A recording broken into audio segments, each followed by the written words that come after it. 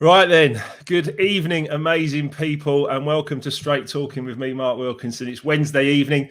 This is when we have a fantastic guest join us. Last week or the week before, we had Peggy McColl and Judy O'Byrne, which was amazing. The Book Sisters. Last week had Garrick Jones from the NFL, which was absolutely fantastic. Another great interview. And the whole Straight Talking piece is just about connecting with people around the world. Back when I was a DJ, we used to call it the Balearic Network because everybody was kind of connected with the music. So wherever I went, I'd DJ around the world, but people would be into it, and it'd be like the Balearic Network, and we all had this in common. Nowadays, it's this sort of like self-improvement kind of like coaching, positivity network. So it's really cool to have wonderful guests joining me. Tonight, we had him here as I did the first interview with Danny Rampling that I ever did in this Straight Talking series. And it was amazing to have Danny with me on that call. Just like I was just learning, just getting going. And now I'm getting a bit better at it, which is amazing. And Danny has decided that he'd love to come back. I've invited him back. I wanted him to come back onto this and actually do this live with me on the Straight Talking interview. So it's absolutely wonderful to have Danny here. We're going to be talking tonight about Life Remixed. Life Remixed, here's the manuscript. We're literally going to sign it off tonight, and then it's going off for the publishing, and everything's going to take on from there. Today's been endorsement day. So I've had a lot of endorsements from around the world, amazing people, Rocky, Brandon Block, Lorraine Hahn from CNBC, Judy O'Byrne, Peggy McColl. We're even going for a couple of superstars from The Secret. It's going to be, honestly, I'm so grateful. It's amazing. And then we've had 3 parts to the forward. We've had 3 parts to the forward written. One's by Lewis Senior from Equilibria, who's a fantastic coach. One's by Kevin Green, who is my business and wealth coach, who's helped me hugely build portfolios and amazing things. And the other one's by the man, the myth, the legend, Danny Rampling, the founder of shume, the amazing guy that he is. I'm going to bring him in right now. Let's add him to the stream. Here we go. Hello, Danny. Good evening, Mark, and good evening, everybody else who's tuned in tonight. How are you, mate? You okay? Yeah, I'm okay. Yeah, it's a strange time at the moment, but I'm okay. I've been building myself up for this call all day, Mark. Oh, that's beautiful. Can you see the comments on the screen? We've got a Facebook user that says, been looking forward to this. Right. We've got Jeff saying fantastic, and hi, Danny. Jeff was at Miss Money. Jeff, from Miss Money. Kuala Lumpur, yeah. Hi, Jeff. Yeah. So Jeff's saying hi, and then we've also got someone who just says they're driving in their car. I don't know who that is, but thanks very much for sharing. I really appreciate it. So look, keep your hands on the wheel. Yeah, concentrate. Concentrate on what you're doing, wherever you are. So, maybe it's a driverless car. It's the future, Dan. So look, yeah. I just want to say thanks for being here, Dan, first and foremost. It's been a weird time, but you and I have continued to grow and bond together through various things that we're looking at, business opportunities, all sorts of things we've got going on. I've worked out who it is, actually. Hang on. He says he's driving back from Ipswich. I know that's Chris Roberts. Do you want to say hello to Chris Roberts, Dan? Good evening, Chris. There you go. And then, hang on, we've got Pete Weston. Great to see you, and thanks for joining, Danny. We've got Sophie Foster. Oi, Mark and Danny. There you go. So we've got lots of people joining us, Dan. It's great to have you here. But we bonded on a lot of things in this tough old year, this weird time. Obviously, music and DJing has kind of had a real challenge. And we've been looking at other different ways of being. And as you know, I've written Life Remixed. This was about my challenges that I went through about 10 or 12 years ago to remix my own life and make changes and become the happy, healthy, wealthy, successful, smiling man that I am today. And I think at the end of the day, there's a lot in this. There's a lot in this book for people. And you and I are going to have a chat. We're going to have a chat around it tonight, right? That's right. I've been reading it over the last 3 days. Excellent. Okay. That's great. And what I'm you at page 218. 218. So you're almost there, Dan. You're almost there. Very good book. Well, bless you. Thank you for saying that. Now you wrote part 1 of the forward because out of the 3 people who've written the forwards, you've known me the longest. That's right. Yeah. And very proud to write the foreword for your book.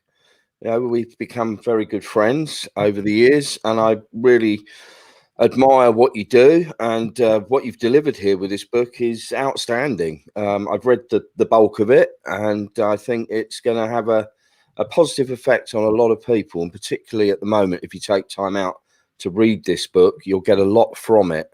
And people who are well versed with self-development, I think, you know, any book that you read, there's always some information nuggets that you can take and apply or be reminded of.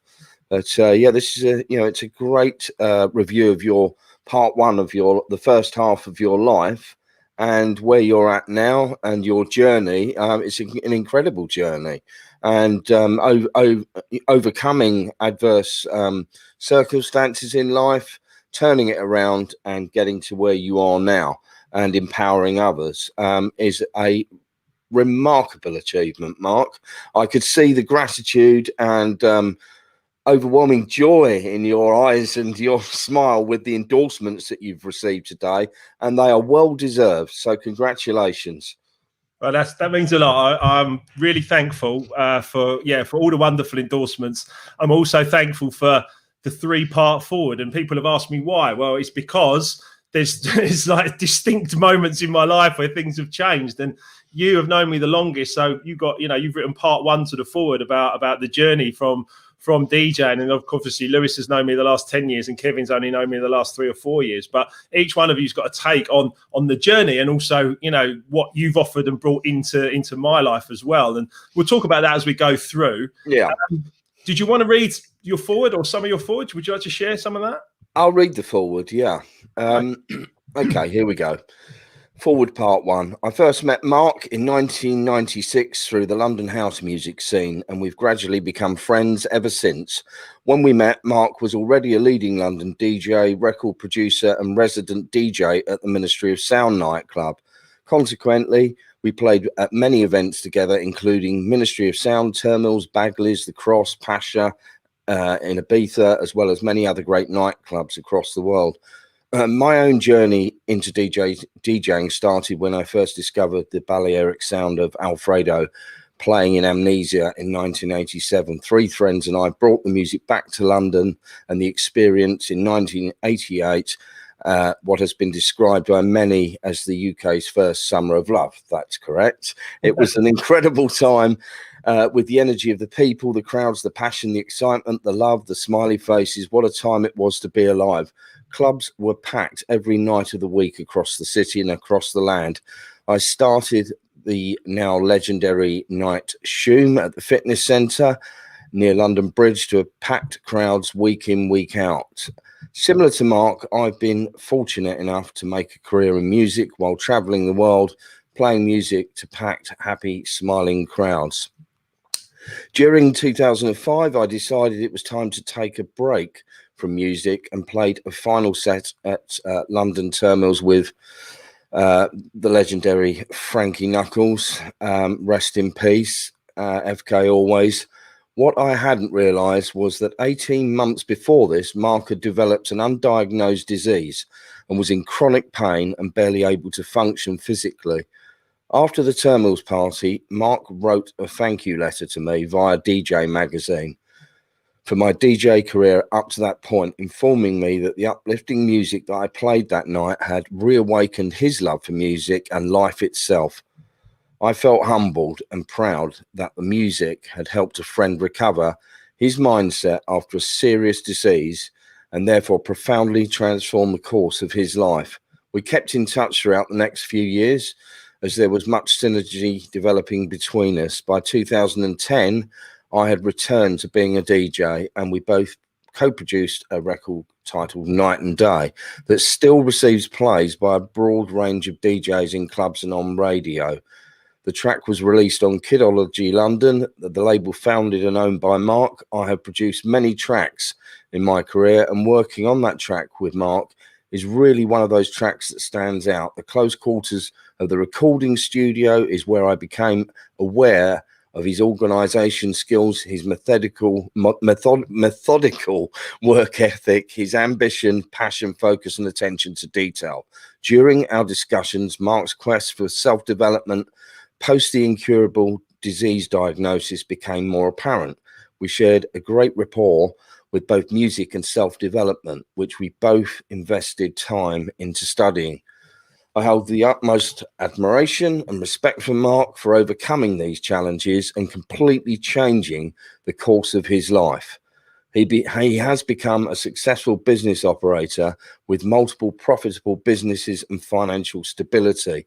Mark is now a dynamic business, wealth and life coach, which resulted from his commitment to working smart and recreating himself with multiple streams of income. I'm sure a solid marriage with his wife and business partner, Emma, also keeps Mark grounded. Investing years in therapy and self-development while studying from the world's finest coaches has clearly worked for Mark. Life is full of twists and turns and is very much about passing the knowledge of one's life experiences and skills on to others. Helping others to achieve greatness through life mastery skills is a blessing. Passing on education and candidly sharing experiences with others is the essence of life and shows true leadership skills.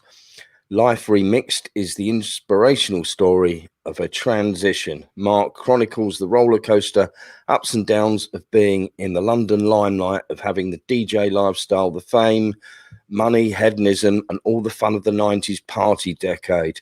He describes the nights of being adored by fans and having the time of his life, and then being catapulted into the new millennium away from the enviable and desirable DJ lifestyle to the absolute lows of disease and financial insolvency. I cannot imagine the mental and physical challenges of being contained at home in chronic pain with an undiagnosed disease. However, I saw Mark turn the corner into the road to recovery, becoming self-integrated and inspiring others. He's a shining example of how we can all make changes and recover from any setbacks that life may present. Life Remixed is an outstanding story that follows Mark from DJ hero all the way down to health and financial zero, and then follows him back up to success again. Mark has turned a negative period of challenges into a stable, positive life path. He has achieved this through his mindset and self-belief while taking massive daily action. The book is a candid and empowering story that shows we can all achieve our true greatness by thinking, feeling, and manifesting the life we deserve. We can be, do, and whatever we think about. It's time we followed Mark's example and designed the life of our dreams. Well done, Mark, for writing this book. And that's my foreword. From I'm going to try and hold it together, Dan. That was so lovely, mate. That's so beautiful. Just to hear you read it out and read it back to me was that was very special, and I really appreciate you. You taking the time to write that for. We've got a few comments coming. If you want to make a comment to any of us, guys, you want your name on the screen. Mrs. Wilkie says, "Wow, that's a book in itself. Amazing, Danny. Thank you, obviously, for sharing." Justin Osborne just says, "Oh yes, there you go." Nick says, "Evening, chaps." Sophie's giving us an oi oi. Jason Thornton is saying he's not sure why his name's not showing up. Justin says again, amazing words. And Pete says, "Great prologue, Danny. Can't wait to get through the book too." So there's just a few comments there, Dan, that you can see. So I'm so grateful that you've got involved in this, and we've got this history. You're forward there, there's history in there, there's history in the book from my place, but the history of you and the three chaps, Johnny Walker, Oki, and Nicky Holloway. Yeah. I'll say it's Nicky. But the three of you, going over to Ibiza, or four of you going over to Ibiza, and then coming back in '87, bringing the music back '88, starting these clubs, and obviously you're the founder of Shume, right? I mean, tell us a bit about Shume, Dan. And obviously, you've still got nights that are going to happen again, but tell us about that time. Well, we were all greatly inspired, and as we know, inspired is in spirit, and we certainly were in spirit. It was a remarkable time of unique change, a great new music form. Everything was new and fresh, and change was in the air. So we were greatly influenced by what we had experienced in Ibiza, and brought back some of that magic to London. I hadn't promoted a club night before Shume. This was my first club, and it was my break after 4 years of my ambitions to become a DJ and have a crowd to play to that was connected to the music I was playing. This is where it began for me, because I created it for myself there, and had the resources of the music and the scene, the energy of the scene, and the vision for the scene. And that's what Shume was all about. Shume was a very inclusive small basement for 300 people at a squeeze, and it brought so many people together from all walks of life, and people have remained friends over the course of a lifetime since 1987, 88 and 89. It gave people a lot of opportunity. It was all about positivity. The music had a strong message of hope, unity, positivity. Times were changing, and we were all part of that change. It was a collective consciousness, and it really did change youth culture and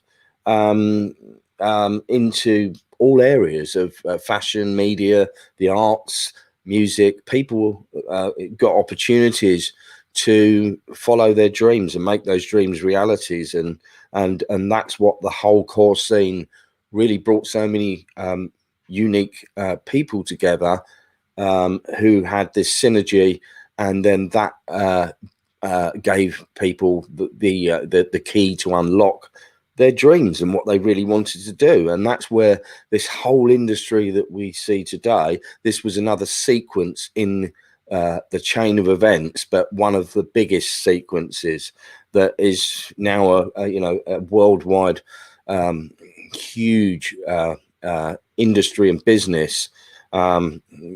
So yeah, I mean, incredible times. And I really had a vision, and I was so hungry and ambitious to be playing to an audience that really appreciated my music, and that was worth more than any amount of money that would have been put in front of me. There is, the value of it is just the satisfaction of reaching a point of success and fulfilling ambitions, and that was just the start of the journey. Wow. But I felt that I'd got to this point where I finally had an audience, and the rapport of an audience and appreciation, and that's worth more than any amount of money in terms of satisfaction after years of working my way up the ladder and having this burning ambition and drive to achieve that. Luck and opportunity meet, and great things happen. Is anyone else listening to this? Is anyone else fired up and ready to go? Right, I am fired up by you. I'm listening to you, Dan. I'm like, yes, you know what I mean. That is it. I mean, I've been reading out on a couple of other things. Bob Proctor, It's Not About the Money, this book. And you've just nailed it. You had a vision. You know what I mean? You had a vision for what you wanted to do. You had a passion. You absolutely loved it. It wasn't about the money. It wasn't about like trying to. The money came and it was all good, and you built a career and everything else. But it wasn't the driving force. It wasn't the driving force for anything. The driving force. Jeff says he's fired up. I haven't read that book yet, but it's very, very good. I must read it. It's an amazing book. It's not about the money, but one of the things I would say in there as well is obviously, it was tough to get into the fitness center with 300 people. I think I got in there once or twice, and it was very hot and very sweaty. But there's some fantastic pictures from you leading the dance. There was, you led from the front, didn't you?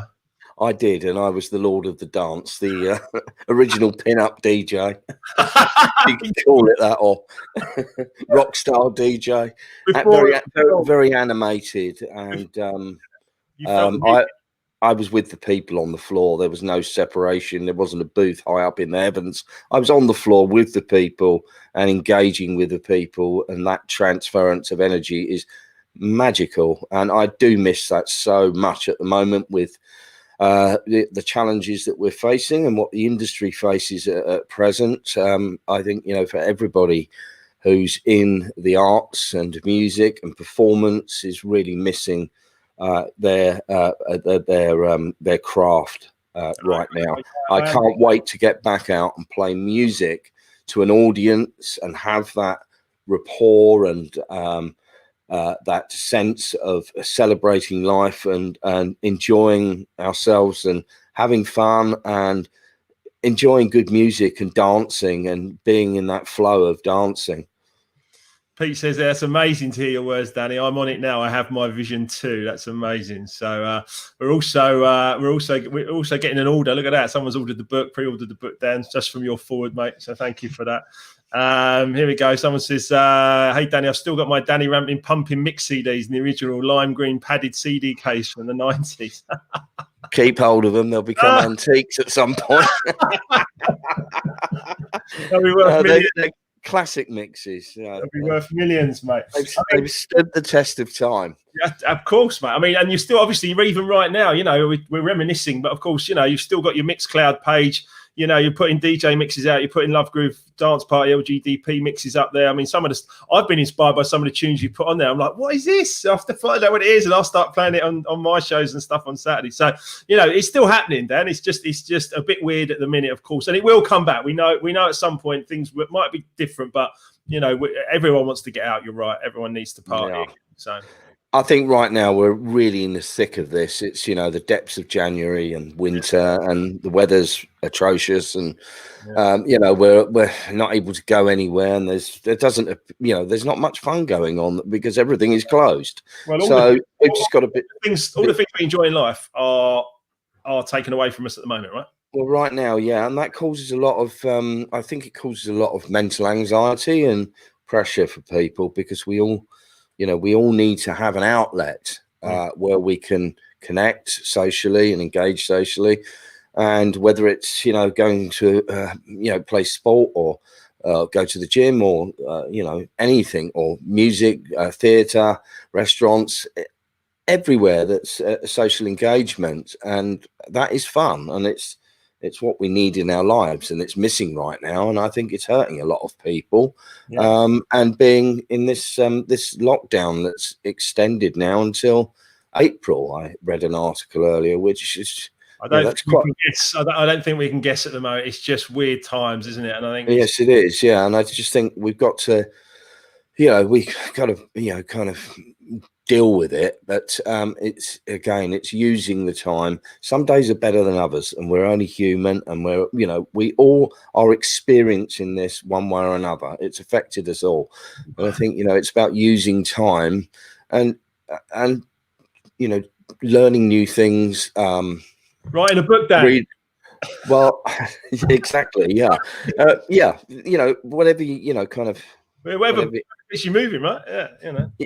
Learning new things is very important as well, because we don't know where this is heading right now. It's very uncertain times, but use the time wisely. Time is precious. Can I take you back to another good moment? Can I take you back to another good moment in your history? Yes. When you moved to the park, you moved to the park in Kensington with Shume, right? That's right. Yeah, that was a club in Kensington High Street. Much bigger, wasn't it? Much bigger. Yeah, it held about, I think it was about just under 1,000 people. Yeah. And you had some amazing, incredible guests, and you were, I mean, you know, Lord of the Dance once again, right? Well, that was Shume's final home. Yeah, that's right. Yeah. You've done a couple recently as well, right? In the last 5 years, yeah, and we're building it back up again. This has come along, and it's, you know, it's kind of pulled the rug beneath everybody's feet. But we will return, and we will be out there. I was going to say, let me promise it's going to happen. We all need to dance. But just back to your book, Mark, this is one of my questions. How long did it take you? Because there's probably some people watching now, or there will be later, who, you know, we've all got a book in us, but it's, you know, it's whether we actually take the action to dedicate the time and write that book and follow it through. So how long did it take you to actually write the book and get it to this stage? Well, I appreciate you asking that. It's it's actually been, well, I was joking the other day, it's been 10 years in the making, because I had the idea, like probably 10, maybe even 11, 12 years ago. I had the idea of Life Remixed and a book, because I knew that I was recovering from an incurable disease. And I knew, then I ran the marathon, and I was like, well, this is a good story. I'd like to be able to share something if I can help other people. I also joked the other day, it's actually been 50 years in the making, because I just turned 50 this year. And it's like, it's an entire journey, isn't it? But in all honesty, I tried to write it 3 or 4 times. And I kept messing it up, and it wasn't working. And I worked with another couple of guys, and it just wasn't going well. It was a real struggle, and I was like, this is not working for me. I really couldn't get my head around what exactly I was doing. And then luckily, I got married a few years ago, and my wife's a very logical, strategic thinker, and she said to me, sit down and write your timeline. Write your timeline of exactly what you would like to achieve with this book. Write it out. So that's what I did. I wrote it out. I wrote out the whole thing. And it's just, I'm honestly, I kind of like look at it, and I'm like, it's like 14 chapters here, and there's loads of like stuff in it. And I'm like, it kind of feels like I almost didn't write it now. It's almost like this huge piece of work that I kind of look at and go, that's pretty good, that. I second that. It is. It's about patience, isn't it? It's about patience of like, strategy, thinking things through, planning them out, going through it bit by bit, and perfecting it. I think the other thing is that when I thought about this, I thought it's overwhelming. I used to think this is overwhelming. I think that's why it took me so long to get my head around it. But once I got my head around it, then I just started to get momentum. And as soon as I started to get momentum, I've done this in certainly less than 12 months. I'd say, probably even a little bit less than that. Say hello to Diane. Hang on, here she is. Diane, here she is. Nice to see Diane on the screen there. Well, that's great, Mark. So a committed year, because this is also very inspiring to others who will be tuned in and watching this, and who are considering writing a book also. Like yourself. Yeah, well, I'm writing bits here and there, but there's no rush. It's it's all about timing, and there's a lot more that I'm going to be doing. So I see it as, there's no hurry to get a book out as such. I'm just writing, kind of at my own pace, rather than, and when the time is right, then I will increase, kind of the writing and the whole push for a book. But that's when you get creative. You get creative when you're not pushing down with your own thoughts. There's a great universal law, which I share in the book, which is force negates. If you try to force something to happen, it makes it negative. But actually, if you just go into the flow of things and just create and just do things at a good pace, like you're talking about, things just tend to happen. And this book has come out. I haven't timed it to come out in the middle, at the end or towards the middle of the end of a pandemic, or when the world's recovering from a crisis. I just wrote it. Well, as I said earlier, I think the timing here with this book, it's certainly going to resonate with a lot of people, and it will bring kind of empowerment to others, and inspire others who are, a lot of people are going through some massive challenges right now. And I think we've got reading positive information, inspiring books and articles, and feeding your mind positive information and empowering information is very, very important, and it helps us through these challenging times. So I think you've come through so much, Mark, and you're very candid in what's been written about in the book, from your the hedonism days of DJing, the highs and lows of that.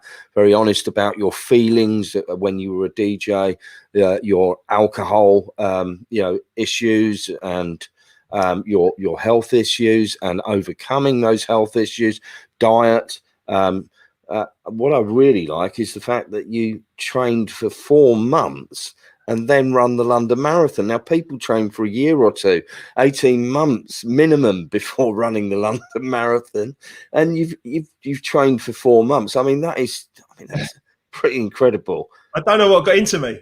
It was like Forrest Gump. Like, run, Rocky, run. But thank you for picking that up. Yeah, Emma just said, what was your favourite bit of Life Remixed, Danny? So, yeah, I mean, she's saying the early stuff or the advice and lessons. We'll come back to that in a sec. But, yeah, running the marathon was something that I had to do. I had to prove to myself that mind over matter.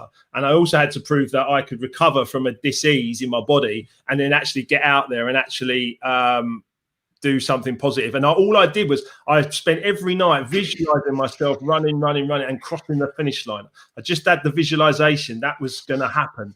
And so even through the challenges, even through the training, even when it was hard, even when it was snowing and cold, and I started on Christmas Day and I went through to the 20th or 24th of April or whatever it was, and that was beautiful. It was really important. So thanks for picking that up. You ran 4 marathons. I did 4 in the end. Yeah, it was probably a bit aggressive, to be honest. I mean, it's a great endurance fitness achievement, but there's another part. Just a couple of there was you were sitting in Clapham in your friend's place that you were renting a room, and everything was collapsing around you. Bankruptcy was looming, or it just happened, and you just felt at peace with yourself. That changes were already underway, and you looked out the window, and it was you could, you was at one with nature and just felt completely with yourself and gratitude. I think kind of what you were experiencing there is others who've been through that certainly can relate to some of the things you're saying there, particularly kind of the insolvency aspect of things. With this crisis now, this is kind of a lot of people are affected financially, and there are going to be high levels of insolvency and businesses that have gone under, and it's a very dark place to be. And it's if people who haven't been there, there is this kind of, I think with some people it's like, oh well, it's just bankruptcy, you'll get over it. But I think it runs deeper than that, and it has a very, very it really, really affects on so many different levels, from the people around you to mental health, to physical health, financial, just well-being in general. And anybody who's going through that right now, there is kind of there will be a point of recovery from that. And it is a very, very challenging experience for anybody to go through, and you have expressed that in this book and how you were feeling. You went to the High Court, and you was in tears because you felt you'd let people down. The business had gone under. You couldn't pay people that had been very good to you and your shareholders, and you paid them back when you got your life back on the right path and you got into financial stability. Those people that you felt you'd let down, you went back and paid them back, them, some of their, their input into your business back, which is such an honourable thing to do. And that is ongoing, to be honest. There's still some people that I still need to go back and see. And it's important, and it's something that Life Remixed is about. It's about recovering from a crisis. It's about recovering from a crisis and making sure that you make things right over the course of your lifetime. We make mistakes. We can all make mistakes, and I think it's really important to understand that mistakes can happen, things can happen.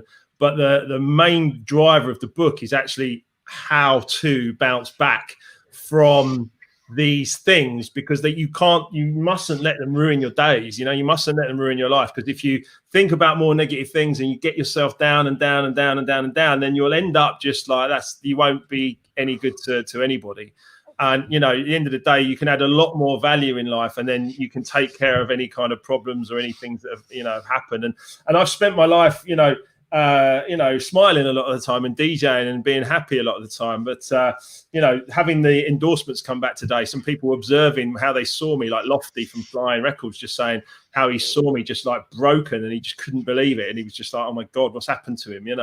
And I was like 35, normally fun and bubbly, and then boom, I'm gone, and it was and like a rake, and like, and he was like, he was shocked about it. And I think, I wrote that letter to DJ Magazine, as you mentioned in your foreword. And it was so heartfelt for me, that letter. I'd literally found the joy of life again, and it just so happened to coincide with that night at Terminals. I think Chris Roberts was DJing, Frankie Knuckles for 4 hours. I think you might have done 8 hours. Yeah. And I was on the floor. I had my life back. All right, it was heavily medicated, but at least I had my life back. And at that moment, that was good enough for me. That was all I needed. And that's why I wrote the letter to DJ Mag, because I just wanted to say thank you. And I was getting into gratitude, right? Deep gratitude, not just like thank you, but actually, I'm grateful that I can actually walk again. I'm grateful that I could spend an evening dancing and listening to you play again. And that was a real beautiful moment for me. And that's why I had to write pen to paper. And I think that actually started to bond us, didn't it? Look, Paul Hutchinson saying good evening, gents, as well. Thank you, Paul. Nice to have you here, mate. Please do put your comments in if you would like to have your name on the screen or picture. But yeah, that magazine, that DJ Mag letter. Yeah, go on, sorry. Well, it's the healing benefits of music. Music heals and music unites, and that's the power of music. But it was that was a turning point for you in your own health, and the details that you go into about your health, again, for other people that are experiencing setbacks with health. There's a lot that you can take from Mark's experiences. There's a lot around gratitude in the book, the importance and power of gratitude. Mark, you've spent a lot of time, invested heavily financially and with your time into self-development, attending courses, reading books. In my opinion, you're an oracle of knowledge. You're up there with some of the greats that are in the field of self-development. In my opinion, you are a very inspiring coach. You coach people. You pass on your life experience, and that's in this book.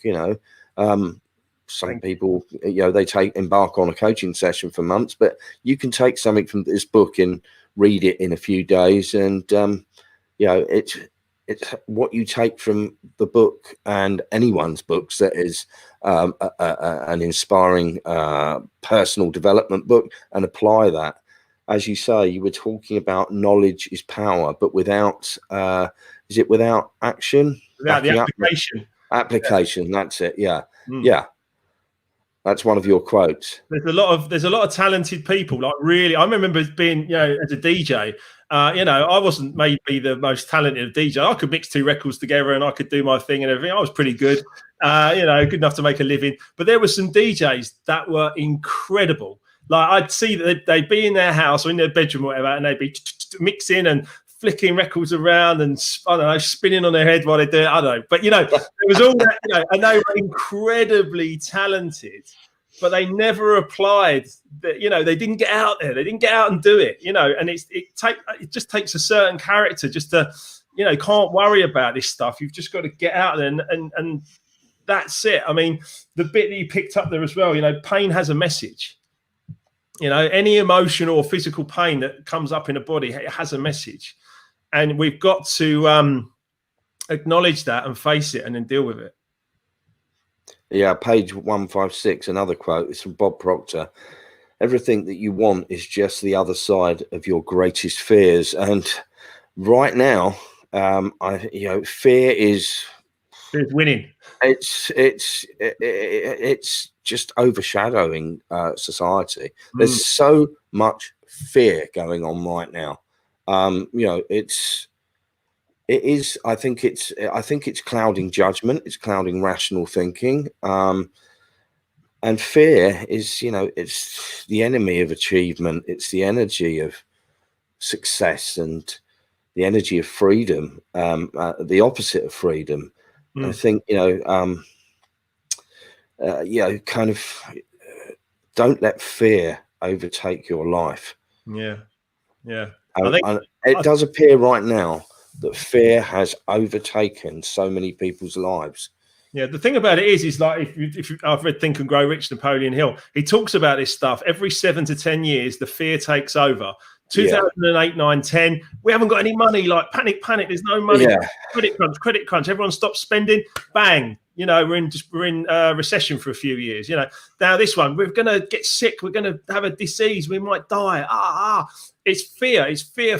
And the problem is every 7 to 10 years pretty much on a cycle. If you go back the whole way through history that we recorded, there'll be some fear that just takes over. And it's like, come on, people, I understand that there's people having challenges. I get it. I really get it. But the mass of us, the fear, you can't let the fear win. And at the moment, it is, as you say, it is winning. I think you made a lovely point there that fear is the enemy of success. And if we look at faith and fear, you can't have faith and fear on the same subject at the same time. So actually, if I choose to have faith right now that everything will be all right, it will come back, things will be different, but they will be good different, and we will dance again, we will party again, we will have good times again. If I choose to have faith in that, it feels much, much better than actually worrying about, what might happen or what might not happen, and I think that's an important message. And I've got a nice one there. Look, thanks so much for sharing great inspiration and knowledge, Mike. That's very, very nice. So look, we spoke a bit about good times. Of course, you did the radio one thing for a while. I mean, what a wonderful time that must have been as well. I mean, you shared on the last interview we did, you went from sort of London radio, wasn't it, into like national radio, and that was quite a move outside of a comfort zone for you, wasn't it? Oh, huge. Yeah, hugely. I was speaking to London, and then the next month I was speaking to the whole nation and beyond. So it was a huge transition from London. Felt like a community station, a village station, know everyone in London. It was a real core scene, and then it was national. Then the whole nation was like getting ready on Saturday evening to go out to a party, and that was the soundtrack to Saturday night. Pete Tong on the Friday and me on the Saturday, and then later Judge Jules and Tim Westwood for the hip hop community. But yeah, I'm really proud of that achievement. I stayed there for 7 years. Amazing. At the BBC, it was a great chapter. It's amazing. Really, kind of at that time, that was the top of the radio tree. Yeah, absolutely. And I mean, you were leading. I remember. I'm not sure if I went up with you on the on a drive up there or something, but I remember you DJing at a club in Sheffield. And it was absolutely packed. You were just packing them in, mate, and it was a really great evening. I just remember it. I remember you playing at the party, and I remember you playing at I think you must have done Miss Moneypennies and maybe some chuffs and all those kind of parties, and I just remember the great times we had. I've done more miles around the M1 than Eddie Stobart or the British motorways. They'll be naming a truck after you. I love it. There we go. Great man here. Look, Susan Jeff, the Fear and Do It Anyway is a wonderful. Yeah, read that. It's a great book. Right. Jeff says we'll dance again. He also says love the LGDP. It's still it's still going. If you go mixcloud.com, Danny Rampling, the LGDP is still there. It's still there. And we used to have some great times. But one of the chapters in the book is like lost in music, because I definitely got lost in music. I lost my way. I lost my way big time. Does that kind of did that chapter kind of resonate with you? Would you kind of Yeah, I think what I'm getting at there. It did resonate, yeah, because I've had my my ups and downs in music as well. I think in any creative profession, that's quite commonplace with all artists across the spectrum. But yeah, it totally resonated with that. You spoke about the recording studio. 1 minute we were for a long period in time, kind of a guaranteed £5,000 coming in a month from the studio, and then streaming came in and illegal downloading, and it had gone from 5,000, which was the bread and butter and the profit of the studio and the time spent in the studio, to zero. Very disheartening. And that period in time, it really changed the industry, and a lot of people, that was their core profession, had to move on and do other things because they couldn't create and generate an income from it at that period. I mean, I was lucky that I still had live events to work in, at the weekends. But yeah, literally £5,000 a remix to £500 a remix to nothing inside 2 years. And people saying to me, "I'll just do this one for your profile. It'll be good, really good for your profile." I'm like, yeah, but I'm earning money at the weekend and paying out during the week to try and make this work, and it got harder and harder and harder to actually survive that through the sort of early 2000s when the internet started to come out and the recording studio was taking a real hit, and that was a massive struggle. And then by the time we got to 2000, I kind of survived it and got through to 2008-9, but I didn't have any assets. I didn't have multiple sources of income. I sailed the good ship, Wilkinson, into a bit of an iceberg, to be honest, because I was running events at a time where, I think I mentioned in the book, we were getting 1,000 people in, and our break even was like 600 or 700 people. And then within 6 months, we went down, and it was like, okay, so now we're breaking even. And then with the credit crunch and the way it went, everyone stayed at home. I was getting like 300 people in a club, and you can't sustain that for very long when you've got nothing else to back it up. Exactly. And, it was a harsh lesson. But for me, when I look back at it, it had to happen. It had to. It was for me. I had to learn some lessons about life, and I think that every pain has a message. And you turn things around by taking a certificate in health and safety. You went to Thailand and spent a year there post insolvency, or close to a year, and then you met somebody in Thailand, a friend of yours who's a business friend and a personal friend, who suggested a health and safety certificate, which is kind of poles apart from the music business, but then again at the same time connected of helping people. As you say, you like to for people to go to work and go home happy and go home safe, that they've been looked after at work, and kind of they can get through the day and enjoy what they're doing and go home content and happy. So there are parallels there, but in terms of actually looking at it from the outside, a complete life change, which again hugely inspiring, and I think that's another achievement of yours. You said you've had 3 or 4 different diplomas, and you say that your next one's going to be a PhD. I mean, it's great, your quest for knowledge, and it's out there, kind of. And that inspires others. I mean, you have inspired me in that, and I've always been, for many years, been into self-development and improving yourself. But taking certification in different areas is, it's very important. It doesn't matter how old you are, as you say, it doesn't matter how old you are. No, not at all. It doesn't end when you leave school and college and university. No. There's so much out there that you can explore and achieve in other areas at any point in your life. Yeah, I didn't learn much at school. I was a little shit, to be honest. And my poor mother, I apologized to her, I think maybe a couple of times in the book, because I did put her through it. It was interesting. But the whole health and safety construction, from DJ, someone said to me once, it's like an arsonist becoming a fireman, which I thought was quite funny.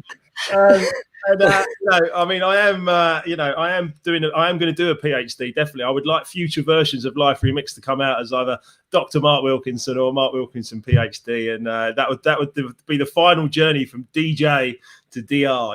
Be like, Is that 5 years or 7 years? I reckon I can do it in 3, Dan. Give me a chance.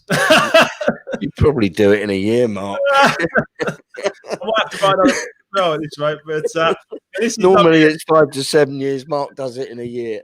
Well, you got to have a go, mate. The other thing I learned was when I went into that corporate environment for 10 years, which, some of it I wasn't that happy in, to be honest, but I did it because I knew I had to do it and get myself back on my feet as quickly as possible after the bankruptcy. I was like, right, I can't mess around here. I've got to go, and I set a goal. I was signing on for getting £40 a week, living in my mum's spare room at 39, 40 years of age, going, what the hell has just happened? And you know, from international DJ, record in the top 10, Ministry of Sound resident to in my mum's spare room at 40 years of age, going like, Christ, you know, that was quite a ride, but what's happened here? And I just started studying. I went to Thailand. I met some amazing people, Mark and Lisa Allen, who I credit in the book, and they inspired me. They just said, look, you know, try this, try this, try this. And I needed to do something new. I knew I didn't want to be a struggling DJ until I was 70 or 80 or whatever. You know, I was like, no, I've got to do something a bit different here. I've got to rejig this a bit. I still love music. Music's passion. It's life. It's the same feeling I get when I heard my mum's Elvis and Beatles records when I was 6. You know, it's just about, you know, rejigging that purpose, you know. And I found when I defined my purpose, which is now joy, knowledge, inspire, create. Once I defined my purpose, I realized that music was part of my purpose, to bring joy to other people. But I can do it in so many ways. Hello. You know, I can do it with the book. I can do it with these calls. I can do it with friends like you. I can do, you know, you can bring joy in any way you want. You know, it don't have to be like just like for a couple of hours on a Saturday night or whatever. You know, you can do that for like 24/7. Well, apart from the time you're asleep, you can do it, you know, 17 hours a day, 7 days a week, you know. And once I got that and I got a sense of purpose and I started to get moving forwards, that was what gave me, that's what like lit the fire. And I was like, right, come on, you know, I've got to dust myself off and go again. I wasn't going to spend the rest of my life moaning about poor me. Oh, you know, what a shame. You know, I was like, no way. Come on, you know. Yeah. And it, you know, that sense of purpose is so important. And we mentioned about obviously faith over fear.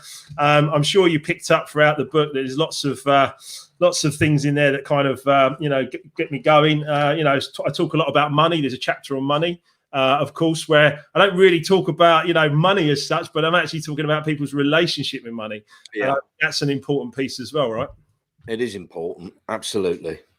So, you know, I think it's good. It's good to understand that, you know, the real purpose of this is to be happy, and to be, you know, if you can't be happy, then you're missing the point of life. And I think that, you know, what I've learned is how to be happy. And then obviously as well, to make, you know, great relationships. You know, I think building great relationships, as you say, we did it on dance floors and we did it in nightclubs and everything else. And now we can do it, thankfully. I mean, imagine this lockdown and all this stuff without the internet and without being able to connect like this. It would be truly challenging. So at least we can do this, right? The communication, absolutely. Yeah, it's a benefit. We've got some good comments coming in. It says the fear that people have now mainly uncertainty, which is causing social anxiety, exaggerated by the press, of course. Yeah. Live for the day and be grateful for what we all have. Yeah. I think 2020 is the year to be grateful for the things you have, right? Yeah. Particularly our health. Exactly. Well, exactly right. Without your health, you've got nothing. Absolutely. We've got Paul here says you played at my regular venue too, the Flitch House in Dunmow. Is that you, Dan? Is that one of yours? That's right. That's my friend Ross Carklin's, his 50th birthday there 2 or 3 years ago. Happy days. And Danny, he says, Jeff says, love Danny at Chuff Chuff. Emma says, I was making up for when I was younger, Wilkes. Yeah, because I wasn't the best student. I was a bit of a divvy. But I messed around. I mean, there's some stuff in the book, and it's not about making excuses, although I did make a lot of excuses when I was younger. I believe my dad had PTSD after World War II, and I think that had a massive impact on my brother and myself and my mum. It had a massive effect on the family, and that fear and anxiety went through my younger life. I started drinking at 14. I started taking drugs at 16, 17, 18. I ended up in your nightclub at like 18 going, yeah. Don't blame me. Everyone else does. Not about blame at all. No, I'm joking, Mark. Yeah, it's about personal responsibility. But the point was that, really what I was doing, about fight or flight. I was escaping big time from my anxieties and my issues. And I made a career of 65 countries and traveling around the globe, doing all this stuff, playing records.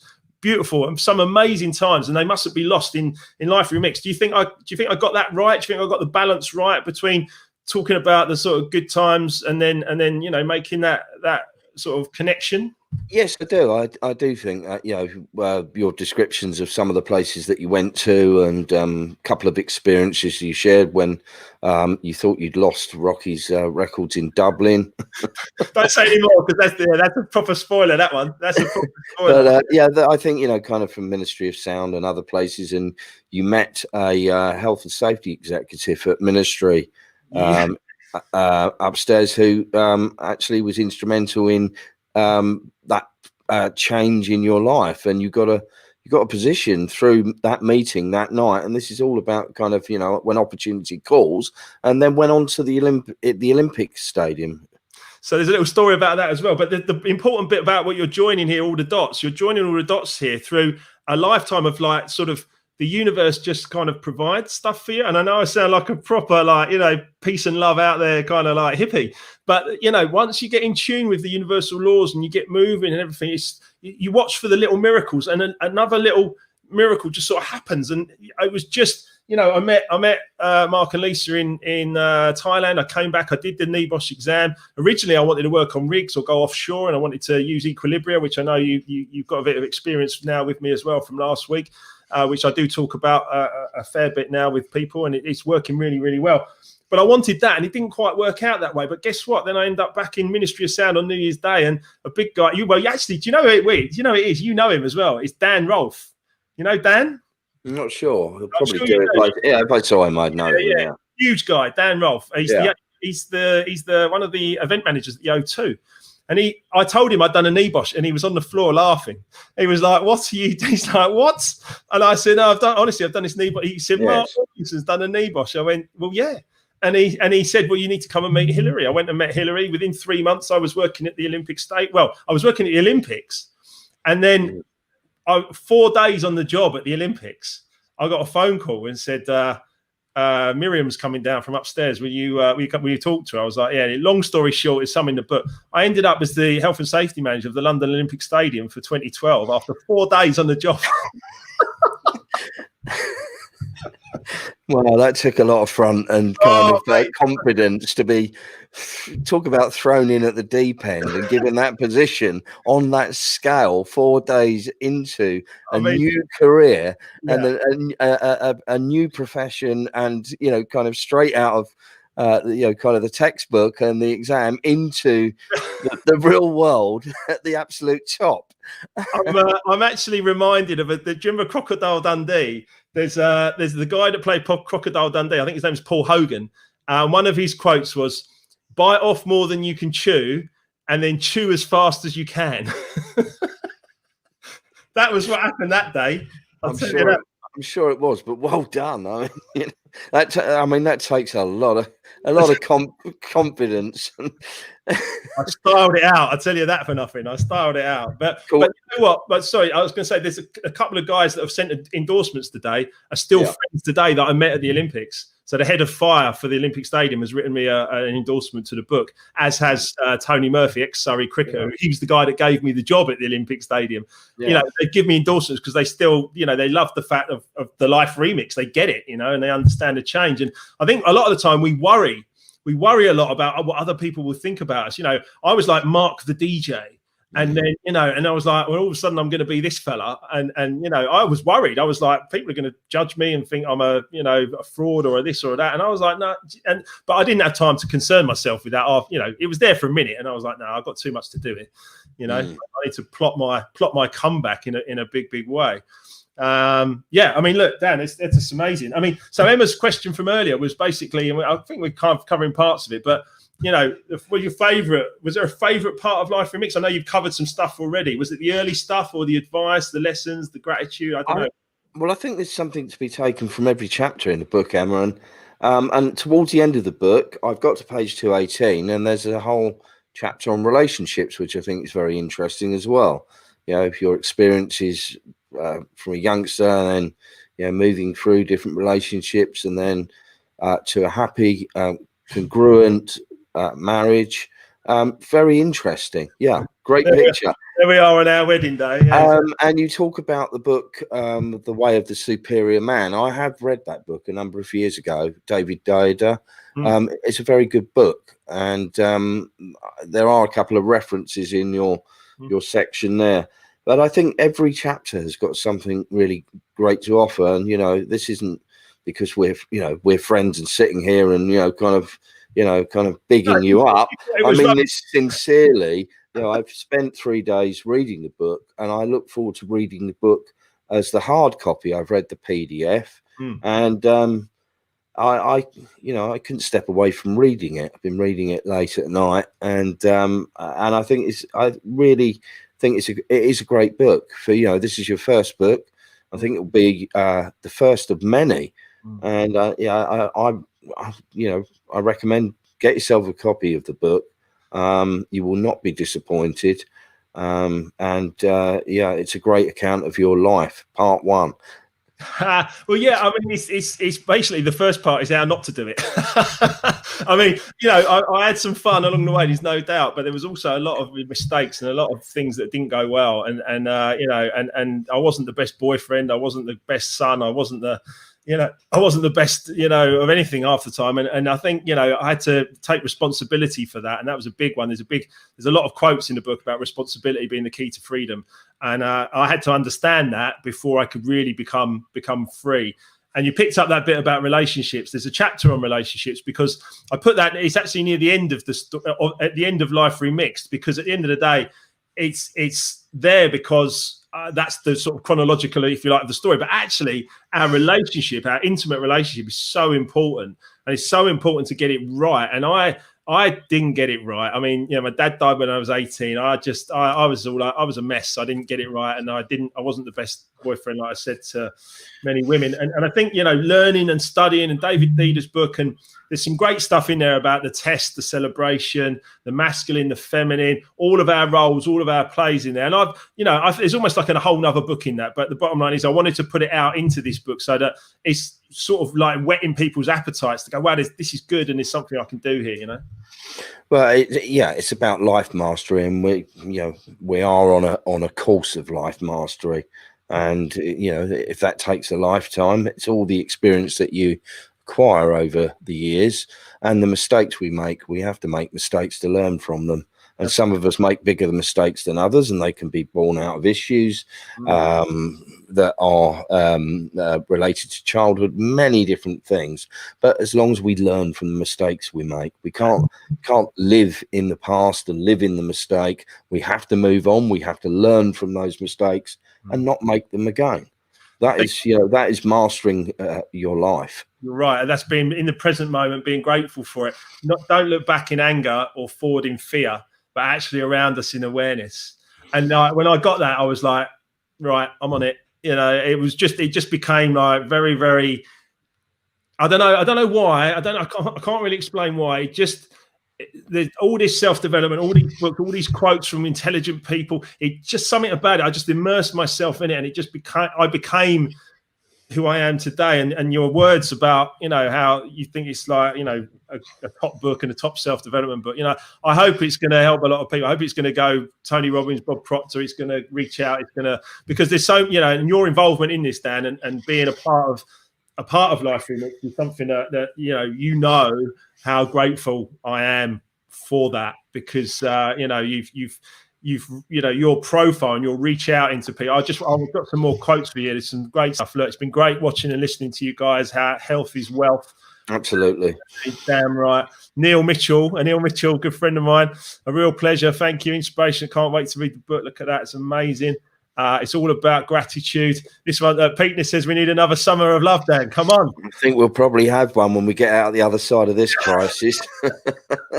I think we really will do. It's going to be like kind of major celebration when we can get back to some normal living, and I think it's going to be back to the gratitude. It's going to be a huge wave of thanks and gratitude for getting out the other side of this, like there has been in other huge disasters and wars and what have you.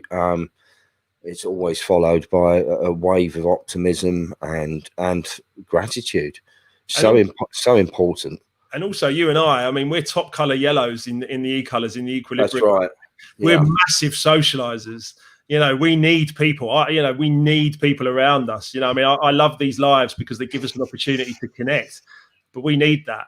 Well, many of us have become recluses. I mean, kind of through this lockdown, it's just, and it's not easy. It really isn't. The highlight of the day sometimes is going out for a walk or going to the shop to buy some food. It's absurd. Emma was talking about a date night or going out on a date. I said, do you want to go a walk? Do you want to have a walk around the park, or do you want to go to Waitrose? Either's fine. Be careful walking around the park. Yeah, right. You might get asked what you're doing in the park. Where are you going? It's a beauty from Paul. Look, Paul's saying, look, it's important to stay level-headed. Don't listen to what people say. Don't get too hyped from positive comments, and don't get down with the negativity. It's about balance, isn't it? It's about absolute balance and getting ourselves into a good place.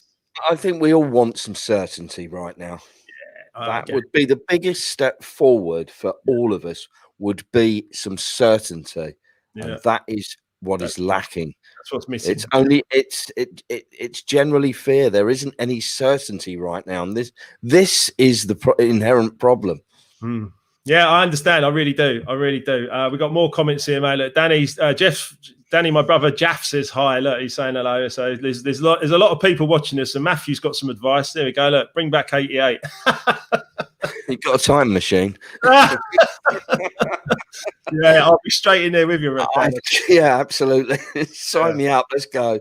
Let's do it. But at the end of the day, I do know that there's going to be, positive times ahead. Life Remixed is going to help people.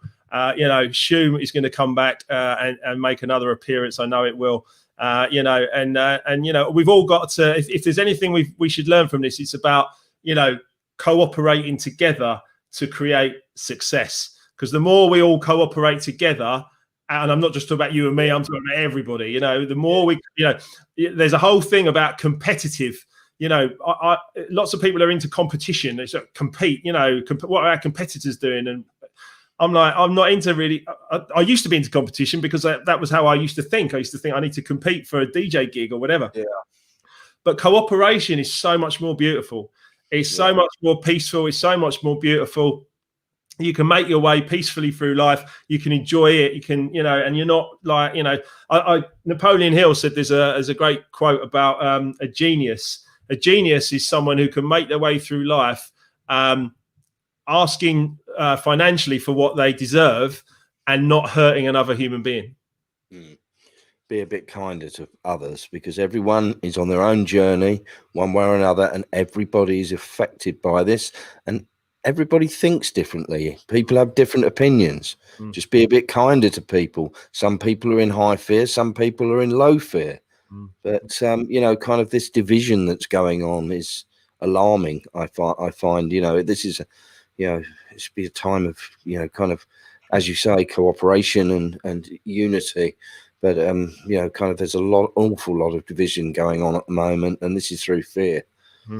That's right. Matthew says he's going to ring Doctor Who. Good man, Matthew. Get on the blower, Matthew. Yeah. Let's see what happens. Look, we'll talk about the last. Yes. Let's talk about the last chapter, because you and I could sit here and chat all night. And to be fair, lots of people have stayed with us, Dan. There's loads of people watching. Lots of people have stayed with us, and people will watch this on catch up and everything as well. The last chapter, I was a bit kind of, I'm not sure what to call this chapter, because I wanted to call it I Believe in Miracles, Don't You? Which is kind of like the Jackson sisters. I've ended up calling it Celebration. And the other thing that one of the other comments, I always start each chapter with a quote or inspirational kind of thing. But the other thing, I really identified with the Elton John film Rocket Man. Particularly when he went and cuddled his inner child and stuff. It was really beautiful. But his song, after all of his addictions, after all of his nightmares, his song that he came back with was "I'm Still Standing." And I think that's a really powerful message. After all the crap, I mean, Shawshank Redemption is one of my favorite films, and great film. And Andy Dufresne swims through the river of shit, falls out of that sewer pipe at the end, and he's there like that, and he's like, and it's like the rain's cleansing him, and he's like, okay, and I genuinely feel like that, and that's why I called the last chapter Celebration, because at the end of the day, life must be, a celebration. And although there's some dark times, and I know it's difficult and everything else, I hope you agree with me that we've got to keep the faith Because in 5 years' time, this time sort of won't matter. And I don't mean that disrespectfully. Yeah. In 5 years' time, we'll be a long way from where we are now. Would you agree? Yeah. Yeah, absolutely. Yeah, in a better place. Yeah. Than we are now. Of course, it couldn't be much worse, could it? No, not really. But worse, from where we are. There will be better times ahead. That's just right. Hold that intention. That's right. That's right. Yeah, we're in the thick of it right now. We really are in the thick of it. That's right. And we have these, kind of experiences, but this is an experience for the whole of humanity. Personal experiences equally as challenging, but there is better days ahead. There's better days ahead, Danny. Danny Rampling, you're absolutely right, mate. It's been an absolute honour. We've been up here for an hour and 10 minutes, and it's gone very, very quickly. Well, very enjoyable speaking with you, and thanks to everybody who's been with us here this evening. Absolutely right. Absolutely right. And I wish you, tremendous success with this book, Mark. And you'll probably be out there when there can be public speaking engagements, around the book. I'm sure that's going to happen, and I'll certainly come along to some of those events and support you on that. I have a funny feeling you'll be there too, Dan. And I've heard you public speak, and you are very, very good. I remember I went to a film screening. I can't remember what the film was about.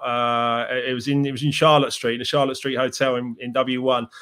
I went to a film screening, and you gave a public speak in front of like 100 odd people or whatever it was, and I was in awe of it, because everything you want is just the other side of your greatest fear. And as a DJ, I had the music in front of me, and so it was okay. And I didn't try to speak on the mic. I was like, mix, mix, mix, shake, wave, wave, wave. Thanks very much. That was fine. You take the music away, and then I had to stand up and actually speak publicly and start to, project myself and the King's Speech at the end of that. I have a voice, all that stuff. That was my greatest fear. And I've overcome it. I continue to overcome it. And I know that, the public speaking circuit is somewhere where I can help people. I would like to help in AA as well. I'd like to help people with addictions. There's so many things I want to do. I will do. Life Remixed is the key to it. And your endorsement is gold, mate. Yeah, well, that's sincere. It's from the heart, Mark. And you help people with your coaching. You have your property businesses, should I say. You've got so many different things going on. And the commitment that you make to those businesses is, it's helping others, and other people are instrumental and involved with those businesses. And it's also giving other people opportunities as well. And it's about passing it on. And that's what you're doing here with this book. Thank you. It's about adding value, giving service. And we've got a few people just saying goodbye to us.Rebecca just saying like, thanks, thank you, thanks, guys. Jeff just saying, what's the first thing you'll do after lockdown? What do you reckon, Dan? Should we just go out for a big party and go out for about a week?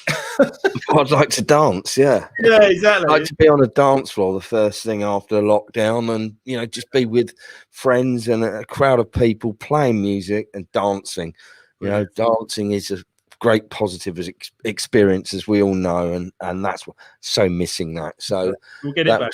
Certainly that, and going to a restaurant again, and going to the cinema, all the things we enjoy doing, and going to the gym, everything. I'm going to do everything. Denied. I'm going to do everything. So Claire, DJ Heaven as well. Look, Claire says, thanks both. Big love, Claire.